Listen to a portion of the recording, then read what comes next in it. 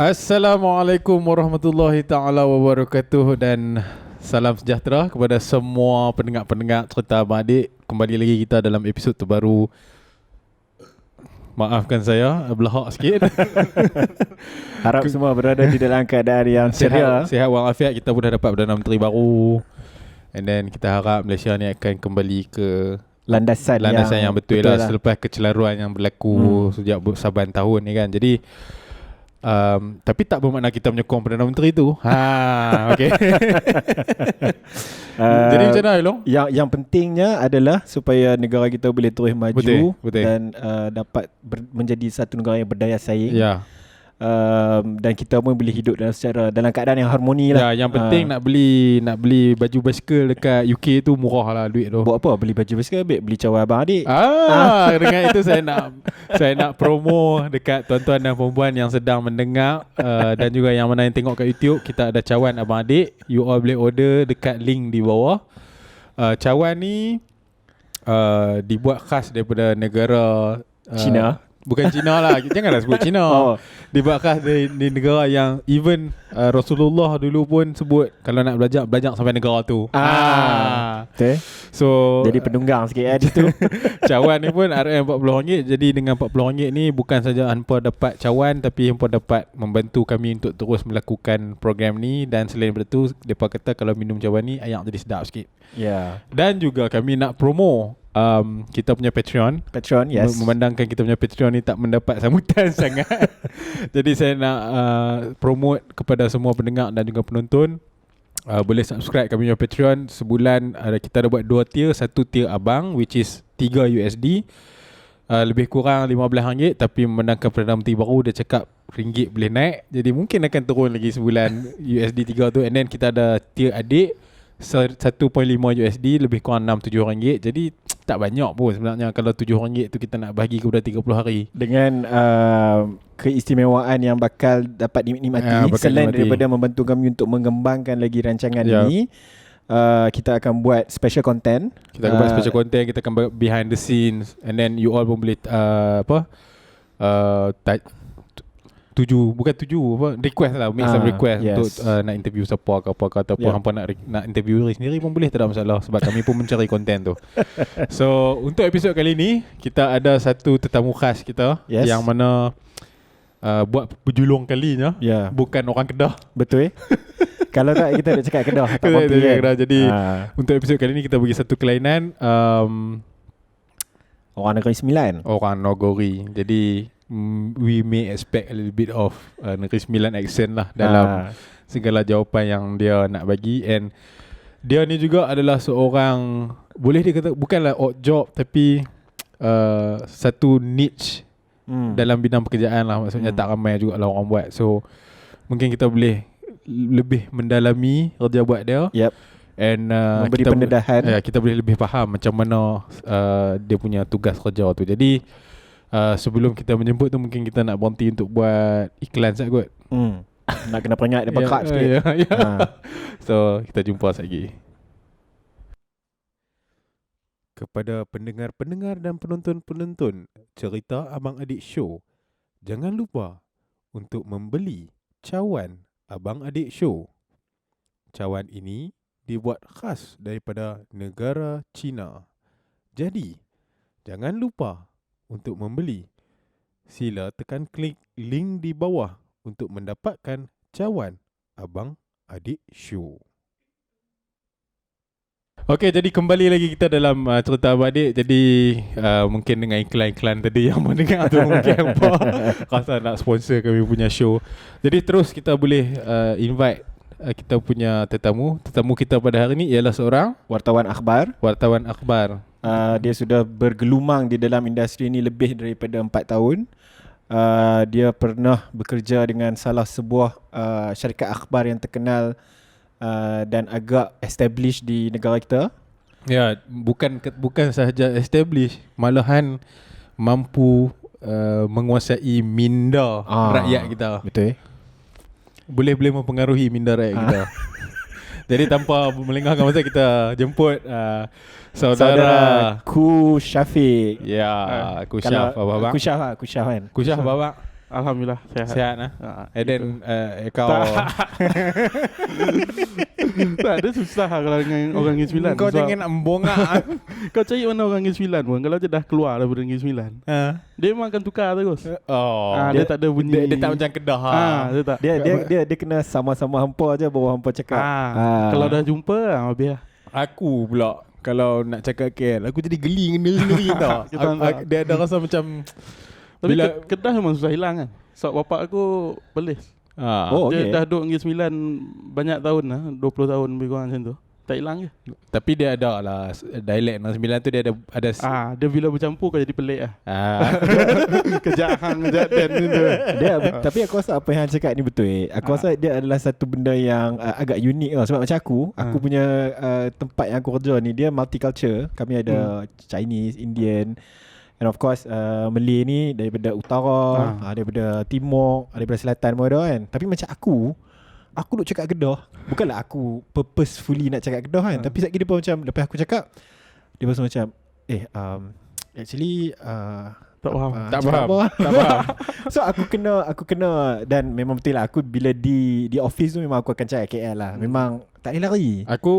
Aku pula masalah yang sama lah. Tapi memandangkan aku tak boleh juga keluar pada kepompong lama aku tu. Jadi aku tukar jadi cakap English terus, jadi semua senang. Jadi senang faham. Cakap English. Jadi itulah apa abang tak jawab gitu. Sehat. Alhamdulillah.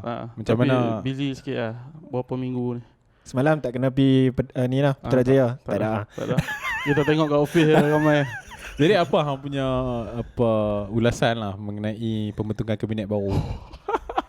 Lain macam soalan. Terkejut lah. Tak, dia bukan terkejut. Dia ada Han dah expect sikit. Cuma han tak expect teruk sampai teruk tu. Itu tenang lah. Jadi aku nak kata seorang yang kita anggap seorang yang sangat berprinsip lah kan, setelah sekian lama pun boleh dikendokkan lah. Kalau orang Kedah kata tu kendok pun maksudnya dilembutkan lah. So prinsip soalan Okay, maybe kita digress a bit lah just now kan. So mungkin hang boleh just bagi hang punya latar belakang sikit. Hang contoh macam mana hang boleh start dengan journalism semua ni. Sekolah macam mana dulu, macam mana memupuk minat, something like that lah kot. Aku tak, bila sekolah memang dia kiranya sampailah sebelum aku masuk kerja sebagai wartawan aku tak pernah terfikir yang aku akan kerja sebagai wartawan. Selalunya macam tu. Aku dengan abang aku pun sama. Dia tak pernah ada macam, dia bukan yang kau build daripada sekolah minat tu. Sorry aku nak masuk setengah sebab aku rasa memang itu salah satu masalah yang kita hadapi di Malaysia lah, di mana bila hang di sekolah tu hang tak ditawarkan banyak option. So maksudnya apa hang disajikan di sekolah tu adalah untuk you have to score 18A. Hang kena score 20A. Sebab tu aku masa sekolah, aku punya cita-cita kalau cikgu tanya aku akan cakap nak jadi cikgu. Sebab aku hanya nampak cikgu bekerja depan aku. Tak ada nak jadi askar lah. Tak ada.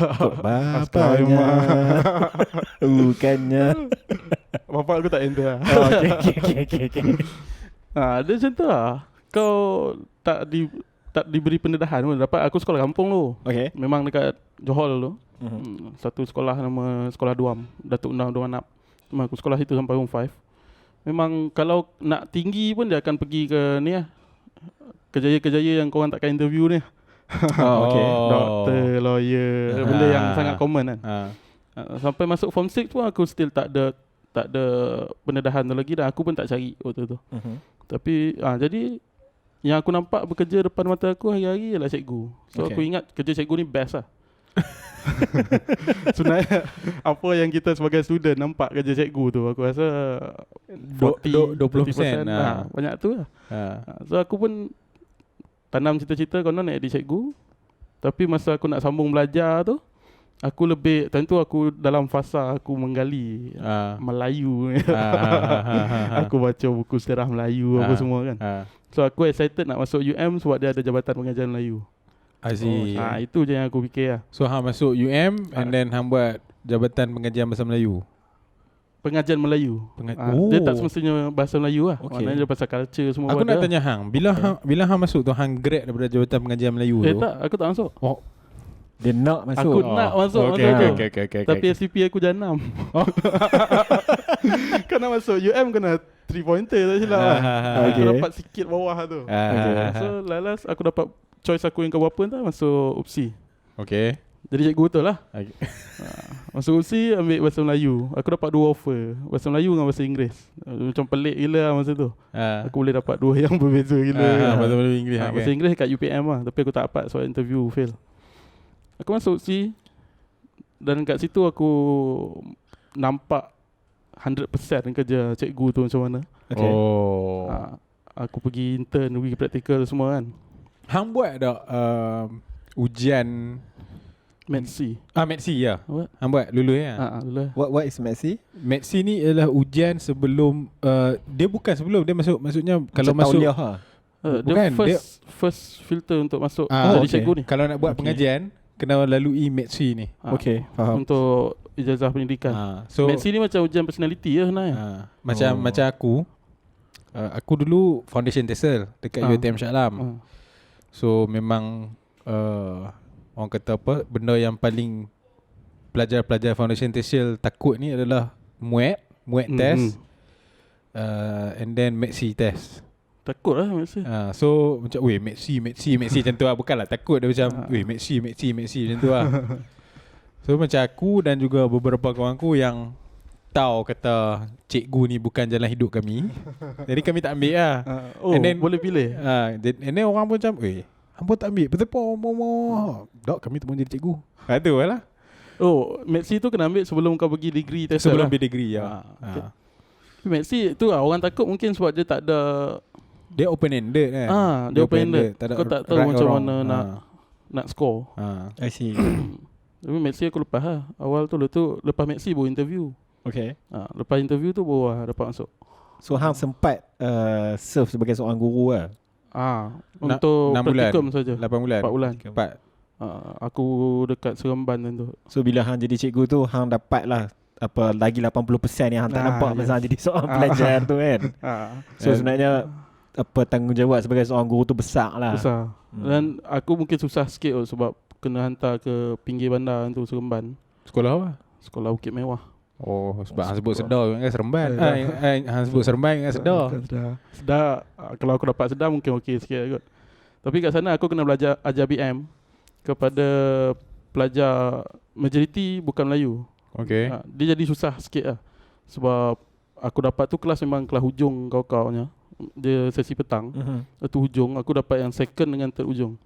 So budak-budak bukan tak pandai. Dia memang tak nak belajar langsung. Memang tak nak belajar. Aku try dalam 2 bulan, sebulan lebih lah untuk tarik dia orang belajar. Lala aku rasa tak guna sebab kalau aku fokus sangat kat dia orang, budak-budak yang nak belajar ni ada dalam 5-6 orang. Rugi lah dia orang. So aku sibuk dengan yang ni kan. Lala aku biar. Janji kau tak keluar kelas, aku ajar siapa yang nak belajar. Okay. Dia jadi tak best lah. Lepas tu kau belajar macam-macam benda tau kat universiti. Kau kena buat lesson plan ada fasa-fasa, ada apa semua kan. Kau tak boleh buat benda tu. Sebab orang rasa tak fulfilling lah. Kita tak boleh kontrol orang kan. Tak boleh. Aku antara alasan aku tak sambung dalam sektor pendidikan kan tahu apa dah? Sebab bagi aku jadi seorang guru ni dia bukan terhenti setakat mengajar. Maksudnya bukan terhenti setakat PNP. Aku rasa tanggungjawab seorang guru ni is mendidik budak tu supaya dia keluar sekolah tu dia jadi orang. And aku tak rasa aku boleh buat benda tu dekat orang lah. Sebab aku ada cikgu-cikgu yang aku look up dekat sekolah dulu.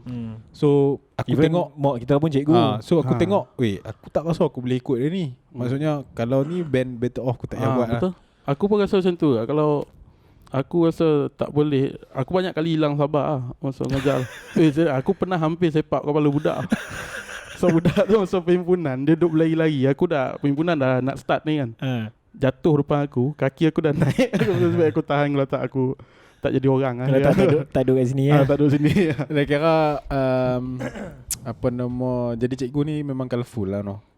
Siapa yang boleh jadi cikgu, lepas tu dia still ada semangat lepas beberapa tahun kerja tu, power lah bagi aku. Sebab tu macam aku kan, aku punya pemandangan kepada seorang guru. Aku ada seorang kawan yang cikgu tau. Aku memang tabik dia. Aku selalu tanya dia, hang dia ajak sekolah menengah. So kata dia, hang ni budak-budak umur belasan tahun ni bukan senang hang nak kontrol dia pun kan. Betul. Tambah-tambah kalau budak kecil ni at least kalau hang cerkah sikit dia takut lah kan. Tapi bila hang dah belasan tahun ni, aku dulu pun masa aku belasan tahun bukan aku dengar cakap cikgu.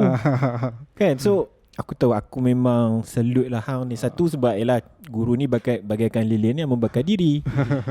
So jadi macam mana yang daripada habis praktikum tu, habis pengajian di UPSI, macam mana yang hang boleh terjebak dalam bidang kewartawanan? Aku praktikal aku hampir gagal. So aku tak buat lesson plan. Bodoh gila. Aku lepas tu ada lagi satu SEM untuk settle FIP. Okay. Final project kan. Itu pun aku hampir gagal. Sebab dia orang minta untuk aku buat pasal pendidikan. Aku bahasa Melayu kan. Aku nak buat yang luar pendidikan tapi dia orang tak bagi. Aku tak nak buat pendidikan, so aku akan pergi balik ke zaman praktikal aku. Aku nak cek data apa semua tu. Benda tu dah tak best kan. So ujung-ujung tahun tu bila member dah siap full draft, aku baru ada satu perenggan FYP aku, thesis aku tu. Lala adalah beberapa orang yang menyelamatkan aku. Aku dapat settle dalam sebulan lebih lah. Aku buat pasal ni lirik lagu Malik. Okay. Aku memang dah tak buat pasal pendidikan. So hang dissect lagu dia. Tu bila dah keluar, aku memang set. Masa tu dah ada bunyi problem pasal posting dan aku tengok-tengok sini apa semua, aku rasa memang aku grad, aku akan ada masa lebih kurang setahun sebelum kena panggil interview. So setahun ni aku memang decide untuk aku buat je apa kerja yang aku boleh buat. Kalau tak ngam, aku pergi jadi cikgu. Kalau ngam aku stay lah. Entah macam mana aku boleh jumpa iklan kerja kosong dekat company surat khabar ni. Dan aku try dan ngam. So sampailah sampai sekarang lah. Cuma hang ada khabar kat aku kata hang dah berubah apa nama angin. Bukan angin lah. Platform. Platform. Tapi masih melakukan kerja-kerja kewartawanan lah. Cuma beza sikit lah. Sekarang aku buat portal. Portal aku tu basically featured article. So artikel yang panjang yang kau kena analyse semua ni. So aku dah tak banyak turun pergi interview orang, pergi assignment apa semua ni lah. Aku lebih duduk office, buat research, tulis. Okay. So aku rasa tu adalah satu benda yang sangat menarik. Sebab kita ni bila kita sebut wartawan ni, dalam kepala aku wartawan ni kamera satu tahun ni. So apakah pandangan Encik terhadap macam tu. So sebenarnya daripada orang macam hang yang memang dah bergelumang di dalam industri tu setelah sekian lama ni, apa sebenarnya kerja sebagai seorang wartawan ni dia macam mana? Dia ada banyak jenis lah. Biasanya kalau kau mula masuk, kau akan diletakkan dekat dia ada banyak desk. Dia ada news desk, ekonomi desk, ekonomi ke, sports ke, entertainment ke. Kebiasaannya yang baru akan dihantar ke news desk sebab ini general. Dia panggil general desk juga lah. Meja am. Sebab sini kau akan belajar benda yang sangat basic lah. Dia boleh jadi macam-macam. Kau boleh pergi tinjauan tengok pengemis dekat Sogo. Kau boleh pergi interview politik, pergi event politik untuk interview. Semua benda ni aku pernah kena cover syarahan perdana pasal kekekalan pembinaan ulama. Tak, syarahan perdana ni untuk PhD, untuk profesor. Dia nak, aku tak tahu apa nama term dia tu, tapi dia nak dapatkan jawatan dia tu kan. Dia panggil apa yang Viva. Viva. Ataupun presentation apa, tak tahulah. Dia profesor, dia dah ada PhD apa semua ni. Dia dah ada jawatan profesor tapi dia nak, aku tak tahu apa jawatan yang dia kejar tu lah. Tapi dia kena bagi satu syarahan perdana. Pasal tulang ke benda. That's the level of general desk punya ni lah. Sama kalau kau baru. Aku pergi memang pening kepala lah. Tapi ham belajar pasal tulang lah pada hari tu. Kau kena menulis pasal tulang. Gila. Benda yang sangat-sangat saintifik lah. So biasa dia akan hantar ke general desk untuk kau buat benda-benda ni semua. Kerja yang biasa. Ini zaman, kalau macam company aku, zaman kita mewah. Ada ramai reporter, ada ramai editor. So dia orang boleh hantar ke assignment yang macam even pasal tulang pun dia boleh buat cerita lah. Boleh masuk dalam paper juga. Macam sekarang kita orang dah scale down gila-gila punya. Budak yang baru masuk jarang dapat pengalaman ni. So bila dah scale down ni, yang budak-budak baru masuk ni dia terbatas kepada benda-benda yang boleh memberi impact kepada akhbar tu lah. Dia lagi selektif lah assignment yang kau kena pergi semua tu. Surat khabar mula dah nipis je tau. Makin nipis lah. Aku ingat lagi dulu masa zaman surat khabar RM1 2 kupang, aku beli kat kedai ayah aku kan, dia akan cakap dia suruh beli, masa tu dia suruh beli utusan, The Star, Berita Harian. So beli 3 tu bawa balik, bagi RM5. oh sorry, beli. satu lagi News Red Time. So 4 akhbar ni memang dia akan suruh kami beli. Pergi beli tu dia bawa naik gerak ni tebal pun. Tebal. Kalau apa? The Star lagi The Star tebal. tu lah. So macam tu lah. Kerja dia sama ada kau pergi interview untuk dapat, itu nama kau buat laporan lah. Okay. Tu yang dalam English sebut reporter. Oh. Dan kalau kau dah lama sikit, baru kau start buat analisis. Kau buat mungkin rencana kau sendiri.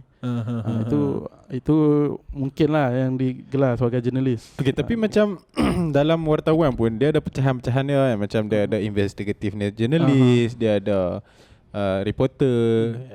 Ada berapa jenis lagi yang boleh di-share lah?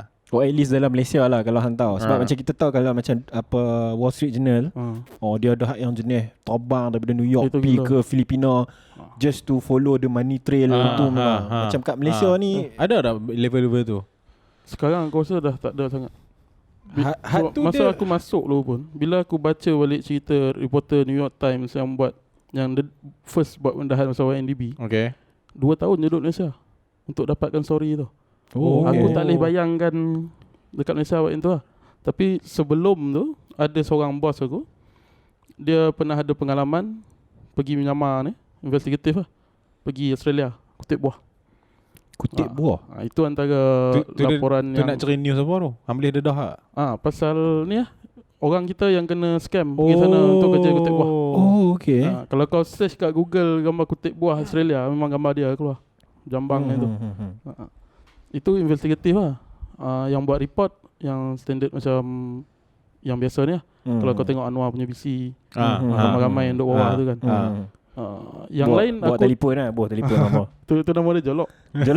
Tu jargon journalism. Tapi itu sekarang lah pakai telefon. Dulu aku rasa dia pakai recorder tu lah kan. Sekarang pun ramai kat pakai recorder tu better sebenarnya. Dia lagi senang kau nak urus. Tapi aku tak pernah rasa nak spend duit ke situ lah. Cukup lah ada ni. So dia punya tasking dia tu untuk Jolok ni, Kusyap hampir dekat PMO kan, hang Jolok kat apa PM tanya soalan macam tu. Biasanya Simon dia bagi sehari sebelum lah. Okay, lepas tu macam yang bab-bab Jolok ni pun, aku duk tengok a few press conference recently. So katalah out of let's say 50 journalist kat situ kan, selalunya yang tanya soalan ni 1 atau 2 je. Adakah sebab benda yang hampa kejar tu adalah benda yang sama? Maksudnya objektif hang nak dapat, contohnya hang hari ni hang nak interview, katakan hang nak interview pasal hang nak interview Torik lah kan. So hampa duduk 20 orang pun sampai, sementara Torik hampa kata hari ni kita tanya pasal benda ni lah. So yang tanya tu selalunya siapa-siapa yang outspoken lah. So yang lain tu just tunggu dengar. Ambil lah. Ataupun memang press secretary menteri tu dah assign dah, okay, yang boleh tanya soalan hari ni bernama saja ke ataupun utusan saja ke. Itu jarang lah, dia tak berani nak buat yang tu. Kalau tak kena bantai balik kan. Tapi kebiasaan macam tu, dia obvious dekat parlimen lah, sebelum Covid-nya parlimen. Akan bersepah reporter dekat lobby ruang legar tu. So masa tu memang pakat dah, kebiasaan dah pakat. Kecuali kalau ada yang memang bos dia bagi tahu satu soalan yang memang rare gila ni, jangan bagi orang, jangan share dengan orang. Itu nama scoop lah. Kalau kau dapat power lah. Tapi nak dapat tu susah lah. Sebab bila kau dah, contoh seorang menteri lalu, kau dah pergi, yang lain akan datang record juga kan. So susah nak dapat scoop tu. Han tak mau share dengan orang lain. Tapi kebiasaan sebab sangat busy, yang kerja lobby parlimen ni memang gila babinya. Okay, bersembang pasal desk kan. Ada hang cakap ada news desk, ada sports entertainment desk kan. Hang pernah buat meja apa dah? Aku pernah 2 je.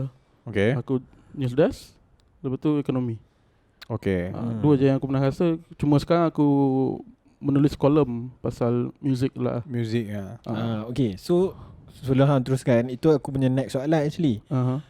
Bila aku baca surat khabar, dia akan ada satu bahagian tu dipanggil kolumnis.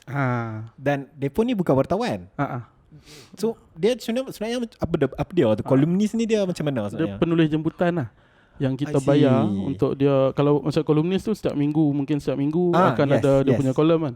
So dia kena konsisten lah hantar setiap minggu. Ada deadline dia apa semua. Dia kena ikut apa benda tu, tapi kita bayar dia lah.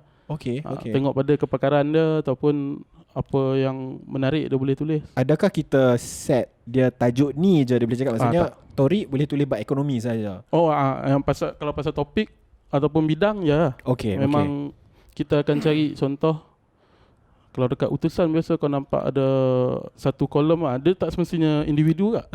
Dia ada satu kolom kat utusan, aku lupa hari apa. Kalau hari Senin individu, Kusuman Kusin. Okay. Dia akan hantar artikel setiap minggu. Okay. Yang tu Kusuman sebab dia bekas wartawan, dia tak ada kepakaran apa-apa.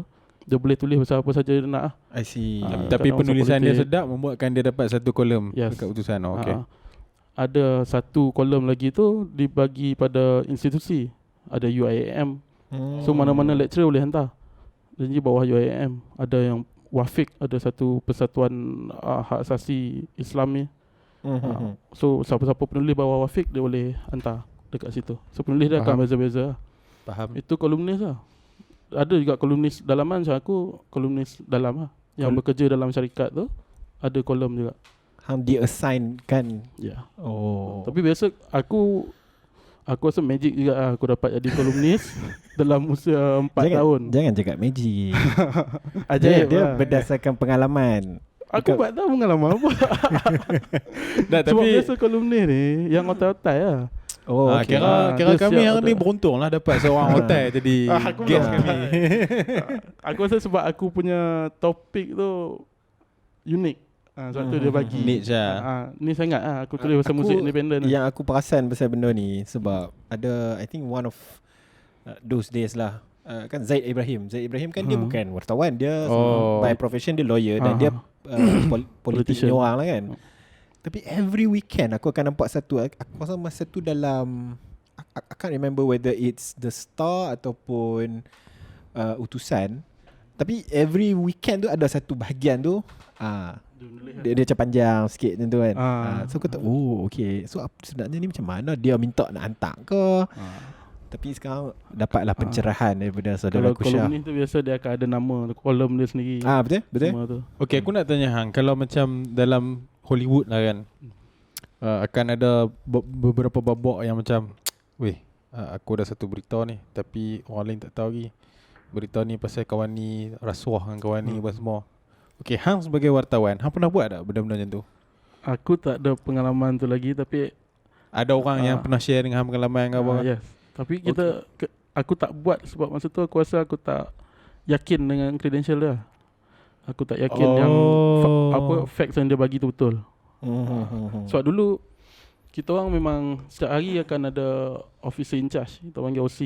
Okay. OC ni yang jaga jadual apa semua hari tu lah. So kalau dekat company bangunan lama company kita orang tu, orang selalu datang tau. Nak bawa berita ni, dia ada berita ni. OC lah kena layan. Pernah benda pelik-pelik pun ada je nak buat. Nak kumpul family inilah, nak suruh kita orang tulis. Aku macam mana aku nak buat itu ni. Contoh macam ataupun Hang pernah dikongsikan cerita oleh Hang punya colleagues di syarikat Hang kan. Macam mana pengalaman dia kupaskan satu topik yang wartawan lain tak tahu, orang lain tak tahu, and then bila dia kupas benda tu jadi besar. Di dalam yang boleh mengguncang negara ke apa, ada tak pengalaman macam tu? Kalau yang Hang boleh aku share sendiri dia tak menggoncang negara, tapi aku pernah berjaya bawa. Aku rasa itu the best report yang aku pernah buat lah. Sebab boleh share tak Lani? Boleh tak? Isu tadi posting. Sebab aku bila aku keluar, aku dah jadi wartawan semua ni. Aku dulu kira macam ketua batch lah kat dalam ni kan. Lepas tu bila kita orang dah grad, kita orang mula lagi risau pasal isu posting ni. Dan sebab aku ada kat KL, ada perjumpaan geng-geng SMP pendidikan yang tak dapat peluang untuk ke posting ni lah. Okay, aku datang sebagai wakil batch aku lah, kos aku. Dan aku jadi aktif dalam tu. So aku banyak cakap. Oh, hang walaupun FYP hang tu hampir gagal, walaupun hang praktikal hampir gagal, tapi hang berjaya menjadi ketua union lah kan. Aku macam ketua union lah. Aku fight pasal benda tu. Dan aku rapat pula dengan budak yang lead benda tu. So aku tahu luar dalam pasal isu posting ni lah. Cuma bila kita orang nak masuk untuk bawa benda ni jadi besar, aku jumpa satu momen tu bila aku jadi OC tu. Salah satu kerja OC ialah kau suggest follow up. Susulan apa nak buat ini. Kau kena baca paper. Tentu apa yang boleh dilanjutkan berita ni. Nak contact siapa untuk dapatkan penjelasan macam ni kan. Ada satu hari tu Mazli Malik waktu tu Menteri Pendidikan lah.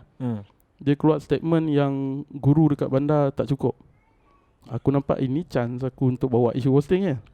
Aku pun letak detail gila kat situ. Aku siap letak nombor telefon kawan aku siapa nak call. So kita orang kutip data. Okay. So data semua dah ada. So aku OC pagi habis kerja pukul 4. Bos aku suruh stay buat story tu. Aku sendiri buat. Sebab orang lain tak tahu. Isu tu dia orang memang tak tahu apa. Okay. Aku buat dapat 2 ke 3 hari front page. Benda tu. Dan itu salah satu kekuatan yang kalau pandai manfaatkan benda ni, kekuatan reporter ataupun jurnalis lah. Dia boleh jadikan satu isu nasional. Ya, betul. Bila kau dapat bawa ke situ. Okay. So itu antara benda yang aku dapat buat dulu lah. So bila hang buat something big macam tu, adakah hang dapat tekanan ataupun orang kata apa, tindak balas daripada pejabat-pejabat tertinggi? Contoh pejabat menteri ke, pejabat kementerian ke? Biasa dapat, tapi sebab bukan ugutan, maksudnya just follow up lah. Aku Syafiq, terima kasih kena tolong cover kat event macam tu pun boleh. Ataupun kalau nak check ugutan pun lagi bagus kan. Boleh viral benda ni kan. Dia kalau sebab benda yang aku buat tu tak sensitif sangat. Faham. So aku tak kena. Tapi ramai kawan aku yang kena. Contoh seorang kawan aku pernah buat satu statement menteri ni. Ini rare punya scoop lah dia dapat buat. Dia dapat memang kan benda tu sahih lah. Sebab benda tu dia jolok ramai-ramai lah. Okay. Betul ramai. Tapi menteri tu dia ada ucap satu perkataan yang orang lain tak perasan dia cakap. Okay. Dia ni je dengar. Pasal air masa tu menteri tu cakap kasihanilah kerajaan. Ayat tu lah orang lain tak dengar. Dia dengar. Dia buka balik recording dia dengar. So benda tu jadi front page esok. Tajuk. Time tu dia kena bantai teruk lah. Sebab bila paper lain tak buat, orang ingat benda tu palsu. Direka-reka. Tapi dalam recording semua ada. Ini adalah satu benda yang aku rasa Ustaz, tak habis lagi soalan. Okay. So bila benda tu benda-benda macam tu boleh terjadi, sejauh manakah hang rasa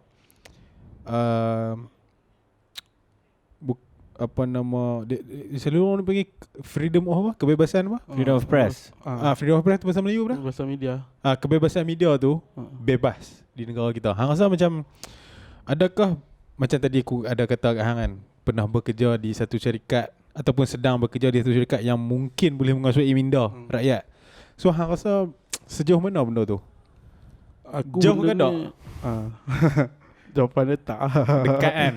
Hang betul-betul boleh influence something kan. Tapi aku pernah baca satu artikel daripada bekas ketua pengarang besar je ni, wartawan yang besar. Dia pernah cakap yang kat Malaysia ni kita amalkan apa ayat dia, kebebasan media tu dunia ketiga ke apa.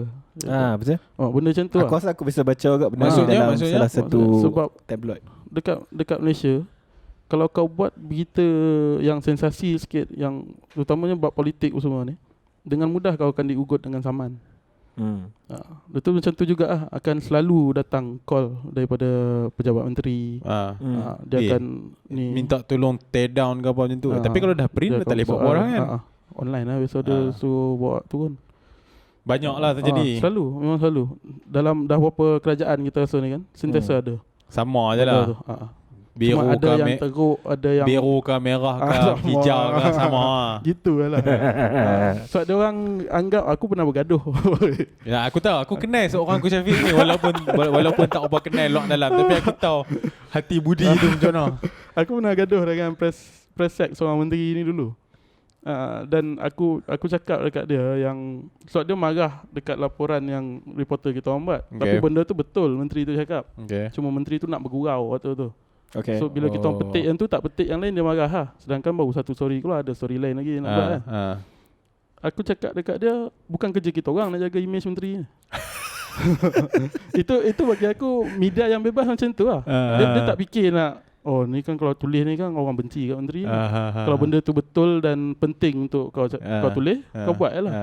Yang kerja jaga image ni kau lah, preset tu lah. So kau buat kerja kau elok, aku buat kerja aku elok. Sound stepek tu lah. Lebih kurang macam tu lah. Lepas tu dia kata apa?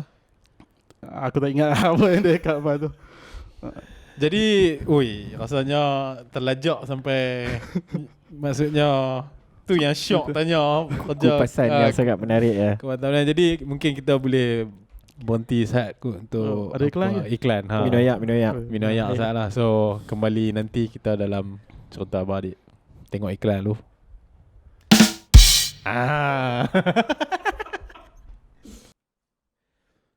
Kepada pendengar-pendengar dan penonton-penonton cerita Abang Adik Show, jangan lupa untuk membeli cawan Abang Adik Show.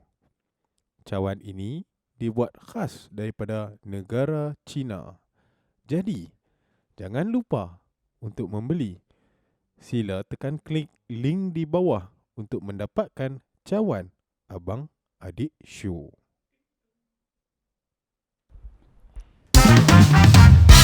Okey, kembali kita dalam cerita Abang Adik Show. Dia baru jumpa. Mampu heran dia main tekan tak berhenti.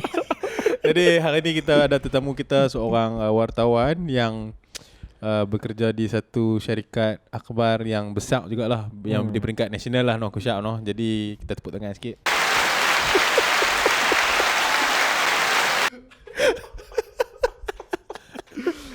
Okay. Masuk baik 4 button ni.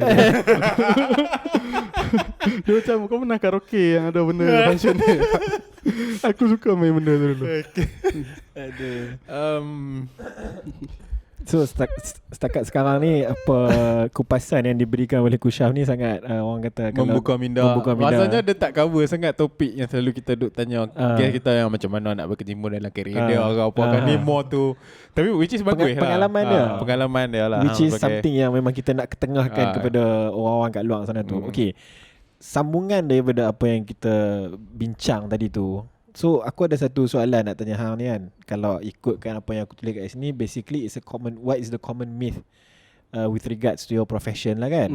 Tapi untuk aku orang kata kupas soalan tu dengan lebih detail lagi. So aku ada terbaca di dalam satu research yang aku buat ni. Dia cakap the common misconception ataupun apa ni, satu pandangan umum yang diberikan kepada wartawan ni adalah di mana orang selalu ingat wartawan ni suka untuk create story yang sensasi supaya basically to make sure that hang punya akhbar tu boleh jual lah kan. Dan kadang-kadang personal attack ni based on apa perception wartawan tu terhadap individu-individu yang ada dalam tu. Macam contoh, aku tak sebut nama lah kan. Katalah wartawan daripada syarikat akhbar A, dia tak suka dekat salah seorang ahli politik dalam kerajaan pada masa tu kan. Dia tak suka. So dia memang akan sentiasa cuba untuk cari benda yang politician tu buat blunder kan. Apa saja yang politician buat blunder memang akan front page. So apa komen hang terhadap benda tu? Aku rasa dia pergi kepada ethics lah. Ethics, journalism punya ethics lah. Tak patut lah. Tapi aku takkan sugarcoat lah cakap benda tu memang tak pernah jadi. Tak. Aku rasa memang ada jadi lah. Aku tak pernah tengok depan-depan lah. Tapi sebab tu penting kau apa nama dia? PR, kau kena ni. Kau kena jadi neutral lah.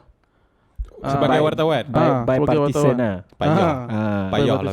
Aku rasa payah lah. Itu seseorang manusia jadi seorang. Okay, dulu kita orang dulu ada yang ada jawatan dalam parti politik. Ada yang kerja sebagai ni. Okay. Yang penting kau jangan tak sop satu, tak sop teruk sangat. Lagi satu kau pandai asing lah benda tu. Kena objektif lah kan. Kena objektif. Oh, Bila masuk kau buat hang, kerja. masuk hang ada jawatan ni bukan dia press secretary ataupun dia pegawai Perdana Menteri dan dia dipinjamkan ke company hang tak, tak. tak. Ni maksudnya Boleh. dia dekat kampung dia tu dia ketua apa-apa dalam parti tersebut lah. Yes. Ada jawatan parti. Tapi dia kerja boleh juga. dia berjaya imbangkan lah bagi hang. Dia masa tu dia bukan wartawan lagi dah. Dia dah level sub editor semua tu. Okay. Okay. So dia tak banyak benda dia boleh sentuh. Bersambung dengan jawapan hang tu.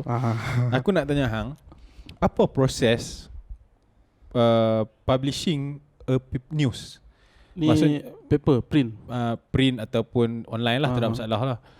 Contoh aku reporter ni. Pijolok.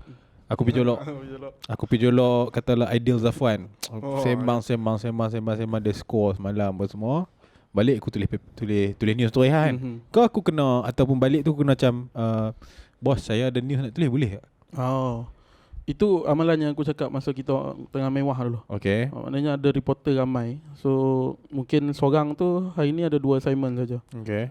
Macam sekarang sebab dah tak ramai, ada 3-4 assignment dia tak sempat nak buat yang tu. Okay. Tapi kalau yang baru dulu memang kita orang kena, even kalau kau call buat follow up, habis call dah catat semua tu, pergi brief kat bos tu. Bagi tahu bos ini dia cakap ni, dia cakap ni. Before dia sambung untuk lepas menulis. tu kau cadangkan nak angkat apa point yang nak diangkat dekat atas, nak letak kat atas kan. Tengok dia terima ke tak ataupun dia tolak ataupun minta lain. Bila dia terima, hang start tulis. Tak tulis. Hang tak tulis, hang mungkin hang akan upload dalam software apa lah kan. Ada software ke email ke apa ke. And then editor akan make sure sama ada paper tu akan news tu akan lepas ataupun tak kan. So maksudnya memang dia punya proses adalah reporter ataupun jurnalis tulis ambil berita, bagi tahu bos saya ada sekian-sekian, okey ke tak, and then bos tahu okey, proceed. Tulis berita, tulis bagi cantik, submit kepada editor. Dia ada sub editor dulu. Kita panggil aneh, assistant news editor. ANA. Panggil pun aneh kan habis. Aneh jawatan dia tu panggil aneh lah. Aku seriously ingat bila hang kata kami panggil aneh tu. Aku ingat ada sebab aneh tu kan maksud dia abang. So maybe sebab dia senior di dalam profession tu hang panggil dia abang. Lepas tu hang abang assistant news editor baru dia buat assistant news editor. Lepas tu ada news editor. Lepas tu ada lagi tu, ni budak muzik suka lah. Atas news editor ada senior news editor. Snare. Itu amat. So maksudnya proses nak publish berita tu pun panjang lah. Tapi dia biasanya sampai dekat assistant news editor tu dah okey lah. Untuk berita yang belakang-belakang punya page. Untuk berita yang depan ataupun front page, dia kena lalu semua ni.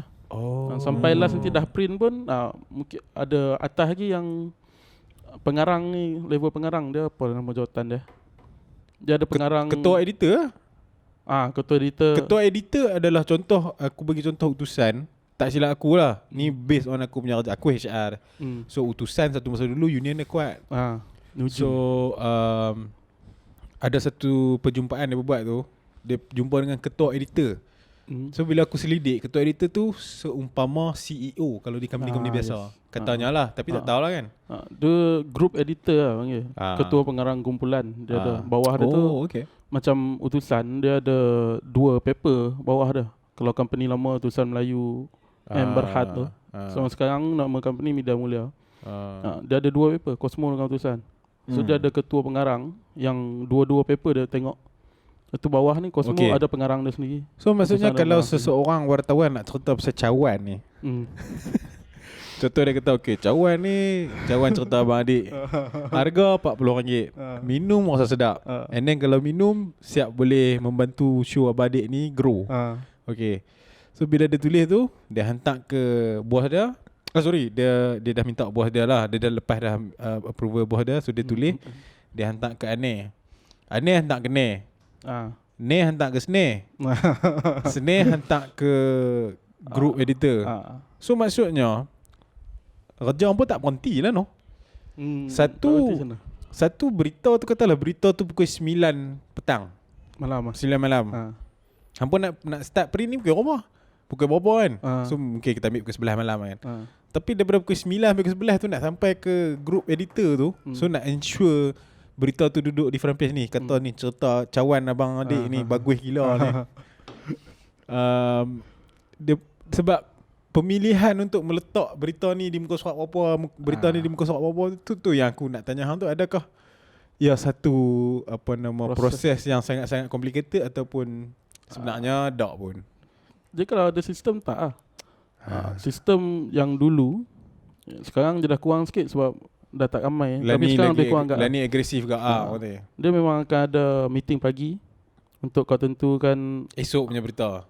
Hari ni punya berita. Untuk paper esok. Untuk paper esok. Untuk paper esok. So pagi tu dia akan bincang apa yang kita nak cari. Maksud ni apa yang tadi suggestion follow up yang aku buat tu, bos akan bawa ke meeting. Apa yang nak dibuat. Petang nak tentukan page. Story mana nak pergi front page. Story ni letak kat page mana. Back page yang sukan tu pula macam mana. Itu meeting petang. Lepas tu baru diorang settlekan semua tu lah. Nak settle edit story tu, dia biasa tak susah sangat. Cuma untuk reporter baru macam aku mula masuk tu, dia akan spend masa sikit lah. Aku kena berdiri belakang dia, tengok dia edit. Dia akan tunjuk kat mana yang silap tu kan dia tanya balik. Betul ke hang nak tulis cawan adik ni bagus? Betul kan ni maksud kau. Bila dia tukar ayat aku tak sedap. Dia tukar ayat aku, sama ke tak maksud? Dia kena make sure dengan aku. Macam tu.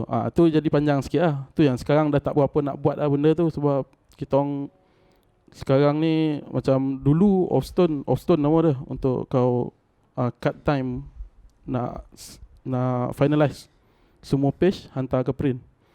Off-stone dulu boleh pukul 11, pukul 12 tu. Sekarang ni ada yang pukul 6. Dia tengok pada paper tu. Lagi ketat lah. So kena settle awal sikit. Maksudnya tak boleh dekat kilang tu, tak boleh nak relax sangat kan, macam mana kita tak tahu, mungkin ada satu proses di belakang tu kan. Kilang tu kalau lambat berapa minit pun dia akan affect sales kau esok. Sebab lori kilang dah tak banyak. Contoh kilang dekat Shah Alam. Kau nak hantar ke Kelantan, kalau lambat sikit lori gerak tak apa vendor tak apa Itu print lah. Itu print leceh dah tak berapa nak buat untung sangat sekarang ni. Okay. Kalau tu dari segi print. Kalau dari segi yang online ni memang tak ada lalu seni-seni apa ni lah. Hantar lah. Even ada paper yang kawan aku, reporter yang check, yang edit. Mana dia akan lantik seorang reporter setiap hari edit, bawa masuk dalam portal. Banyak lah. I mean ever since of online media ataupun online news keluar ni, banyak lah kes-kes yang hang dah post semua dah 2 jam 3 jam, sekali hang punya snare ke, hang punya aneh ke, hang punya group editor ke, kau ni hal yang post ni ni hang ni yang betul ke tak? 4 kan lepas tu kan. Banyak kali lah jadi tu. Aku ada beberapa instant mana aku baca online news yang keluar, jauh salah, spacing tak ada. So dia dah tak spend time untuk edit betul-betul. Tahu submit pakai phone ni pun. Boleh jadi kan. So kualiti tu tapi kualiti berita tu adalah di dalam apa yang nak disampaikan, bukannya di tapi yalah, kita kena tunjuk lah kita ni jurnalis yang berhemah ke apa kan, betul kan.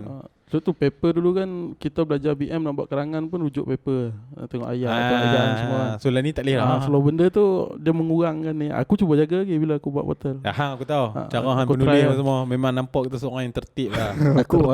Aku sebelum kita, macam aku cakap tadi lah kan, sebelum kita nak ada sesi ni, aku study lah, aku tengok apa hang tulis kan. Aku agak impress lah actually dengan apa yang hang buat sebagai seorang yang pengajian bahasa Melayu. Dah lah tu lah. Itu kelebihan aku lah. Aku ada bos dulu, seorang bos ni yang dia macam anti sikit budak-budak meskom. Sebab dia sendiri pun bukan budak meskom. Dia ada ramai lah orang macam aku ni yang bukan budak meskom tu masuk. Sebab budak yang bukan meskom biasa dia akan bagi input yang pelik sikit. Kelebihan dia dekat tempat lain. Macam meskom dia dah belajar benda ni lah. Aku rasa meskom ni mungkin dia punya laporan tu lebih general. Dia tahu skill dia tak ada masalah lah.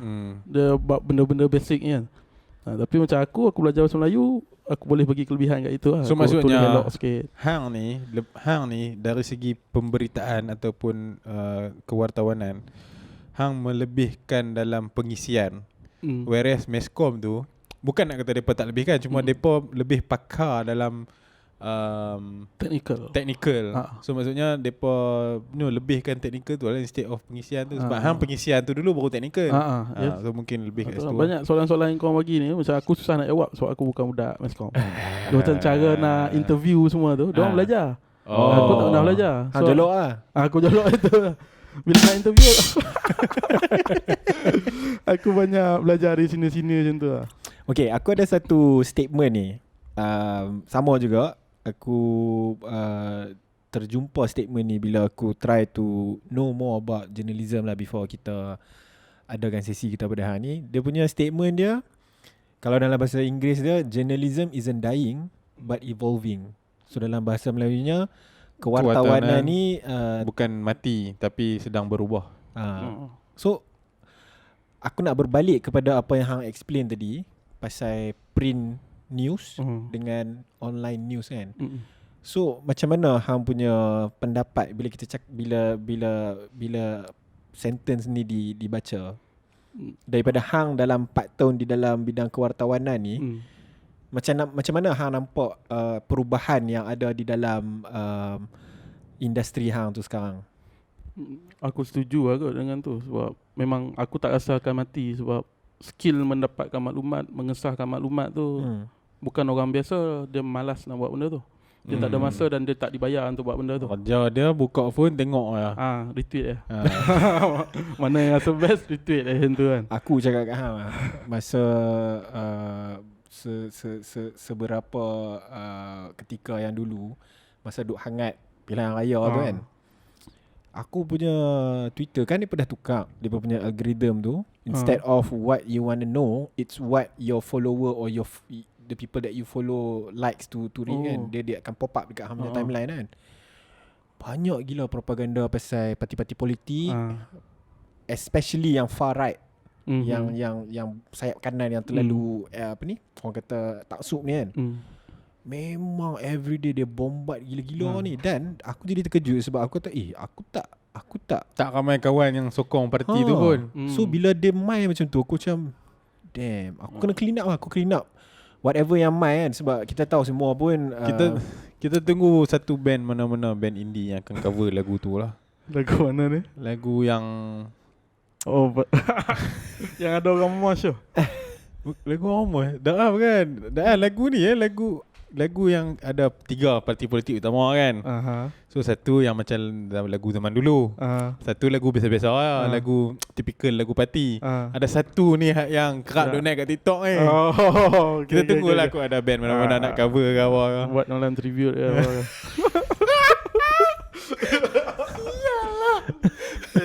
Apa tadi? Dah okay. So dia masa tu juga kita boleh nampak kepentingan media ni kan. Betul. So orang nak cari yang sahih, dia kena pergi dekat sini. Dan aku punya Twitter, personal Twitter yang aku follow, memang aku akan follow media outlet. Aku follow semua. Aku follow NSTP, even Malaysia Kini, semua pun ikut. Sebab at least bagi aku, mereka ni ada satu orang kata tanggungjawab untuk memastikan berita yang mereka lemparkan kepada pembaca adalah sahih. Kalau salah, mereka kenalah tindakan undang-undang ke apa kan. Dan sebab tu aku menarik kenapa aku tanya hang pasal sentence journalism ni isn't dying but evolving. Sebab orang nak kata macam, kenapa nak kena ada news outlet kalau dah ada Twitter, kalau dah ada Facebook, you can just tell everything what you want. Hang boleh cakap je hari ni macam contoh terkini buat petok terkini just in itu apa Perdana Menteri akan mengumumkan senarai kabinet baru pukul 5 petang. Aku tunggu depan TV weh. Sekali dia kata dah 8 suku. Kurang ajar orang kata. Aku rasa chaos lah kalau tak ada news. Macam gila babi kan. Betul. Bila fikir balik kau nak cari maklumat tu macam mana kan.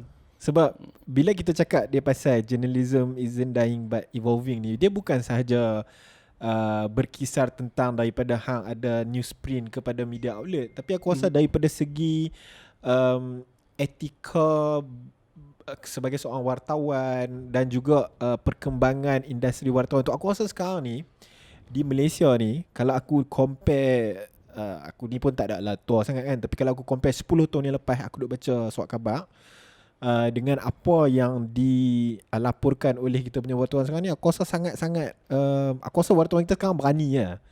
Berani dan juga ni daripada benda-benda yang panas lah kan. Tapi kalau ikut the lighter stuff ni, kata kita tengok sukan, kita tengok entertainment kan, dah banyak benda-benda yang, ataupun macam contoh kalau entertainment ni, music yang dalam industri yang underground ni pun kita bawa naik kan.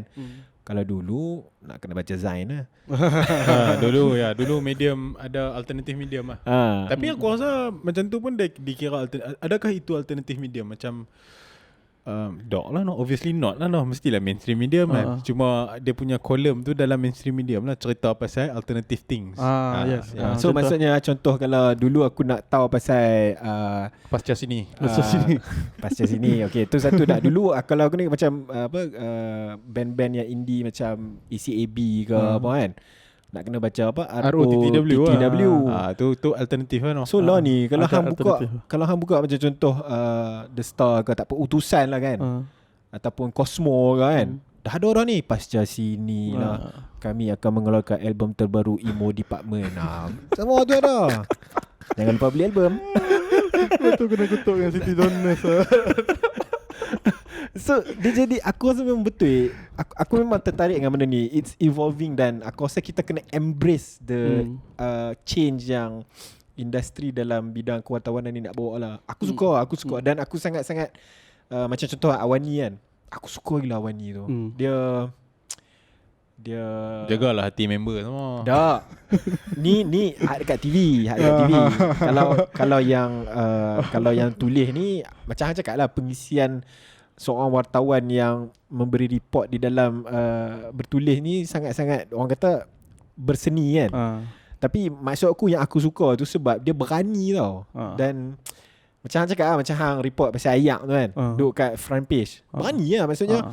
Kalau dulu mesti kita, aku tak tahulah, maybe kalau hang jumpa something, hang macam maybe orang tu telefon dulu, ni apa, ada benda ni pasal bos ni, nak masuk berita ni, macam mana kita ni, so maybe press secretary kata, oh ni tak payah, ni simpan dulu lah. Dia tengok dia orang lah kan. Tapi aku rasa bukan, aku negatif sikit aku. Bukan semuanya baik lah. Of course. Evolve dia tu ke arah yang kau kena cepat. Aku tu sangat tak suka benda tu. So bila buat online kau kena cepat. Bila nak cepat, banyak benda yang kau error. Terlepas kau punya. Bagi aku, benda yang mahal dalam journalism ni, satu filtration dia tu. Kau punya tapis tu banyak macam itulah aneh so bila online tak ada lah benda-benda tu. Dia dah jadi simplified. So jadi lagi bahaya lah untuk aku. Lepas tu Aku embrace tau bila seorang senior reporter ni, Otai punya reporter legendary lah, Zain Mahmud, dia pernah cakap yang akhbar cetak ni dah nak mati lah. Memang tak boleh nak cakap apa, memang akan mati. Aku pun terima kat benda tu. Aku tunggu masa lah, mungkin 10 tahun lagi lah. Tapi aku akan sayang ataupun rindu dekat seni akhbar cetak tu, polisi dan prosedur tu lah. Kau menyusun yang mana yang nak letak depan. Dekat online kau tak boleh. Betul lah. Online just klik. Dia benda sama semua. Mungkin lah dekat page tu, tapi orang bukan selalu masuk dekat page. Contoh Malaysia Kini tu orang mungkin guna Sokmat. Tapi klik macam tu. Untuk kita kata, ni aku punya pendapat lah kan, kata print media ni is dying. Aku tak setuju sangat. Sebab orang macam at least orang macam ayah aku, or even jiran aku, dia pasti baca print news lah. Dan aku kalau diberi pilihan, aku nak baca print news. Sebab satu, aku rasa aku ni banyak sangat tengok skrin. So, hari-hari kerja tengok laptop. So kalau aku baca news dekat atas kertas, so dia macam refreshing. Tapi lah, dia orang kata aku tak sayang pokok pula kan. Saya bukan tak sayang pokok, wahai pendengar-pendengar dan penonton semua. Saya nak kata yang sebenarnya benda ni baik untuk mata kita. Tak apalah kalau dia nak print atas recycle paper, recycle fiber ke apa, boleh janji boleh baca atas okey. Tapi dia tak dapat lah bau surat abang tu. Wah, dia ada. Dia ada semua benda tu. Jadi sepanjang kerja hang dalam kewartawanan ni, apa hang punya biggest achievement dan juga something that you can be proud of, dan mungkin hang boleh share juga hang punya biggest challenges. Biggest achievement tadi dia kata yang front news tu kan. Front news lah. So tapi bagi aku biggest achievement sekarang kolom aku. Oh, okay. So aku dah 2 tahun Oh yalah, lebih. dia dah macam cerita no, orang selalunya kolam ni otai apa dapat. Aku semua hampir awal. Macam aku kerja setahun lebih kot macam tu. Aku dah start hantar rencana dekat ni dan diterima. Aku sempat buat 2 rencana tu pasal buluh satu. Saya buluh. Pasal buluh. Kau ingat kan pernah ada isu menteri suruh tanam buluh tu. Aku ulas pasal industri buluh ni macam mana sebenarnya. Tapi apa silap menteri tu. Dia macam tu lah. Memang ada potential industri tu. Tapi kau main cakap-cakap tak jalan lah benda tu. Tapi menteri yang cakap tu pun memang tak boleh. Bagi aku tak ada tajuk lah. Tak Dia pun yakinkan suruh minum sawit susu lah apa semua. Jadi memang tak ada tajuk lah. Dia Itu satu. hang pernah kaji tak macam orang-orang berkepentingan dalam negara ni, kenapa dia bercakap kot Dan? Hang pernah kaji Aku tak pernah Hang tak pernah kaji kan? Hantar kaji. Tapi Cuma hang kaji tu. Aku tak boleh fikir A kenapa. history of cakap ikut Dan dalam Malaysia punya politik. kalau jadi buku ngam gila. Itu tajuk narik tu. Tak, sebab Kalau tajuk satu siapa-siapa tahun berapa bila-bila lepas tu hang ulas dia ni cakap apa dan apa sebenarnya dia nak buat tapi macam mana orang interpret Sebab dan apa bila hang fikir depa ni adalah orang yang berkepentingan depa dan face of Malaysia tu. so bila dia bercakap macam contoh aku tak boleh buat direct quote lah kot, maybe kontroversi kan. Cakap je lah, bukan ada apa pun. Ni elephant fight with elephant, green grass apa. Aduh, aku macam macam contoh kereta terbang kan. Hang macam tak berpijak di bumi yang nyata kan. Macam hang kata nanti nak siap dah ni. Padahal benda tu baru di dalam fasa pengkajian dan prototype kan tau sebenarnya. Itulah kerja press check tadi tu, patut dia yang jaga. Janganlah bagi menteri cakap yang tu. Tapi nanti kalau menteri tu ada pentaksub dia salahkan media pula. Contoh macam sensitif sikit lah kot, tapi boleh kan. Kasut hitam. Okay. Aku member aku pernah kena kecam teruk lah sebab dia pergi, tentu menteri tu ada lawatan dekat pusat perubatan Lepas tu dia buat scoop. Dia tanya pasal stokin hitam masa tu. Orang duk marah kenapa tak cover pasal ni. Sedangkan bila menteri tu cakap, tentu macam tadi lah, dia baru dalam perancangan tu semua kan. Bila dia cakap kasut hitam, dia nak buat satu Malaysia budak-budak pakai kasut hitam. Yang akan affect pasal benda ni orang tak nampak, Parent. peruncit. Peruncit ni nak kena tukar stok kasut putih dia yang dah ada banyak sebab dia tak tahu nak tukar sebelum ni. Write off Nak kena buang.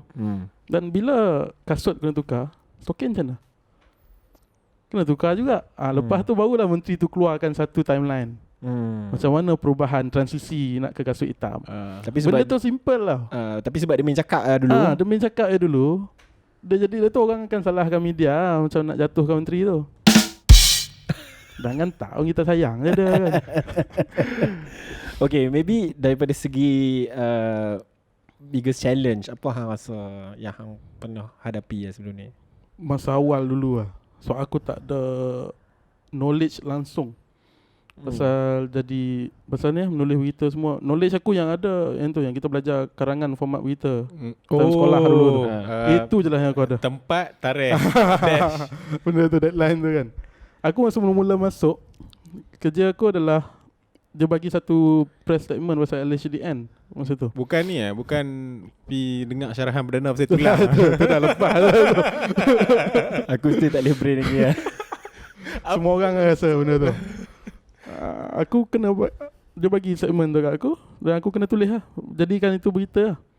Aku buat gaya apa tau, ringkasan SPM. Pergi jarak dulu satu, macam tu tap dulu satu kan, tu tulis. Lepas tu baru datang kawan dengan sini kat sebelah ni, tolong ajar apa semua. Itu masa awal-awal aku memang sangat susah. First aku pergi assignment, biasanya kita orang akan ikut senior. So aku pergi assignment Menteri Komunikasi waktu tu.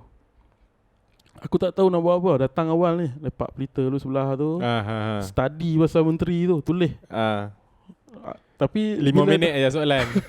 Bila dah ada kat apa tu, jangan jolok Aku dia dah pesan, sini aku pesan ready recorder lah. So aku pun pergi jolok dan diorang duk tanya-tanya soalan. Aku turun, aku berundur ke belakang, aku perhati diorang buat apa. So kalau aku masuk, aku tak tahu apa-apa. Aku tak dapat nak belajar apa. Kalau aku duduk sibuk-sibuk kat situ, aku perhati. Lepas tu tanya sini sikit. Masa mula tu memang susah je lah. Aku memang fikir nak cari kerja lain lah tu. Cikgu. Tapi lala bila dah selesa tu belah. Alhamdulillah enjoy lah buat benda ni. Enjoy gila. And then Lani pun hang cakap ada satu kolam sendiri. So bila ada kolam sendiri ni maksudnya hang boleh dictate apa yang hang nak keluarkan daripada medium tu kan. Aku berterima kasih gila kat editor aku sebab dia bagi dekat aku, bagi kebebasan kau nak tulis pasal apa. Aku tak payah masuk meeting. Orang lain macam kena brief dulu minggu ni nak buat apa, nak cover apa. Aku tak payah. Diorang tak kisah pun. Kalau aku cerita pun bukan diorang kenal. So dia bagi aku. Tu seronok gila kalau dapat yang tu. Jadi terima kasih banyak lah Kusyap. Aku rasa memang, tapi rasanya memang kita punya episod ni makin lama makin wow kan. So terima kasih banyak kerana sudi meluangkan masa dengan kami. Terima kasih Kak. Cabik. Walaupun apa dalam keadaan kalut-kalut lah tadi kita main semua. Dia kat sini. Terima kasih banyak Kusyap.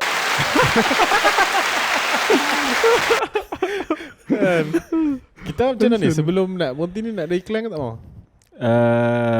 Kita habis tu ya. Boleh tak kalau nak iklan? Kalau nak iklan boleh pakai iklan. Kepada pendengar-pendengar dan penonton-penonton cerita Abang Adik Show, jangan lupa untuk membeli cawan Abang Adik Show. Cawan ini dibuat khas daripada negara China. Jadi, jangan lupa untuk membeli. Sila tekan klik link di bawah untuk mendapatkan cawan Abang Adik Show.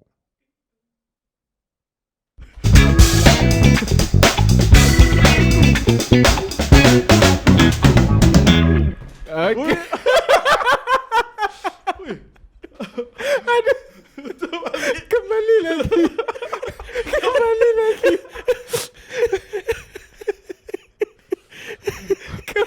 Kalau tak ada iklan tak jadi benda tadi. Sebab kalau tak iklan. Melutut. Kembali lagi kami dalam cerita Abang Adik Show. Terima kasih Kusyap. Terima kasih Kusyap kerana meluangkan masa dalam episod kali ini. Jadi untuk semua pendengar-pendengar dan penonton-penonton, sekali lagi saya nak ingatkan untuk beli cawan kami dan juga subscribe Patreon kami. Link ada kat bawah. Dengan subscribe Patreon tu anda dapat membantu kami untuk beli kursi baru. Aduh. Jadi Kusyaf, selalu kami akan tanya soalan apa yang hang expect kami tanya tapi kami tak tanya dan macam mana hang jawab. Tapi memandangkan hang punya explanation tu pun dah panjang gila. Jadi kita tak tanya lah benda tu. And then kadang-kadang kita fill dengan trivia. Tapi ni kalau ikut timing ni pun dah panjang lah. So terima kasih banyak. Dan kepada semua pendengar, terima kasih kerana menonton hingga saat ini. Jangan lupa kita akan berjumpa lagi di episod yang akan datang. InsyaAllah. Muka straight lah.